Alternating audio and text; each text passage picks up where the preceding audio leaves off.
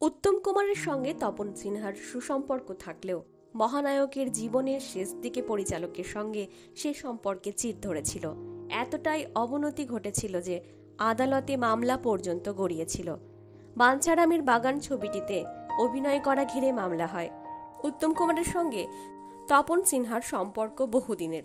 তাদের প্রথম কাজ 1954 সালে উপহার ছবিতে।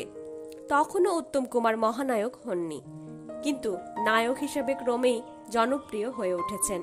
সেই সময় তপন সিনহার ডাকে একটি ছবিতে পার্শ্ব চরিত্রে অভিনয় করেছিলেন উত্তম কুমার, এক তরুণ অধ্যাপকের চরিত্রে। সেখান থেকে দুজনের বন্ধুত্ব হয়ে যায় এবং কাজের ক্ষেত্রেও পরস্পরের উপর আস্থা অর্জন করেন।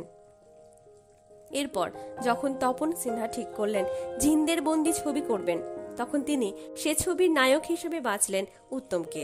ছবির কাজ শুরুর আগে পরিচালক তার নায়ককে বলে দিলেন, এই ছবির জন্য ঘোড়ায় চড়া শিখতে হবে।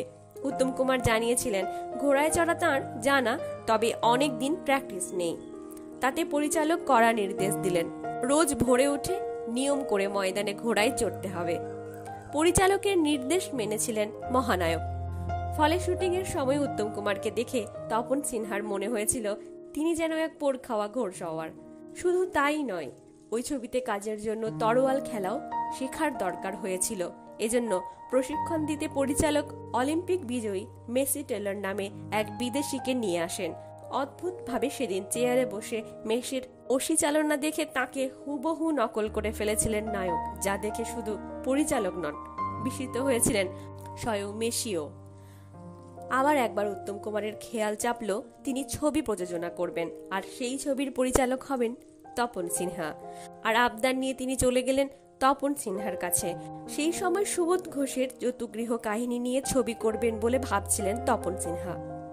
উত্তম কুমারকে গল্পটি তিনি পড়তে বলেন। জবাবে উত্তম কুমার তপন সিনহাকে জানিয়েছিলেন, গল্প নির্বাচনের ব্যাপারটা পরিচালক যেটা ভালো বুঝবেন সেটাই হবে। এর থেকে বোঝা যায় উত্তম কুমার আর তপন সিনহার মধ্যে বোঝাপড়া ঠিক কেমন ছিল। সেই অটল ভরসার জায়গা টলে গেল বাঞ্ছারামের বাগান ছবি করতে গিয়ে।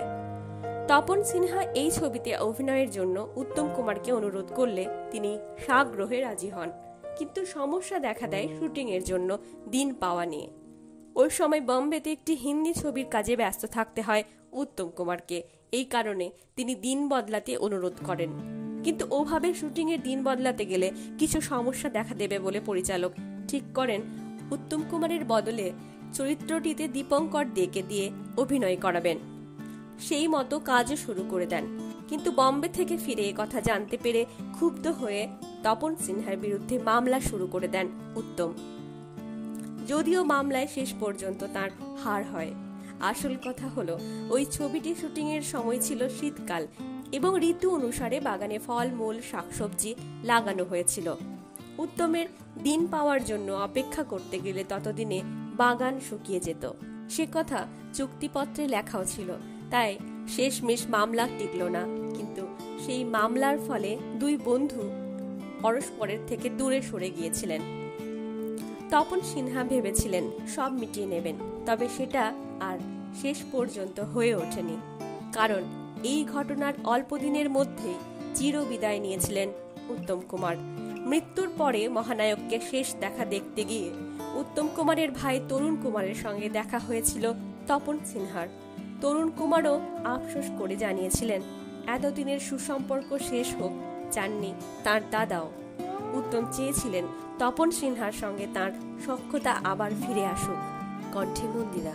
ভিডিওটি পছন্দ হলে সাবস্ক্রাইব করে অবশ্যই পাশে থাকার অনুরোধ রইল।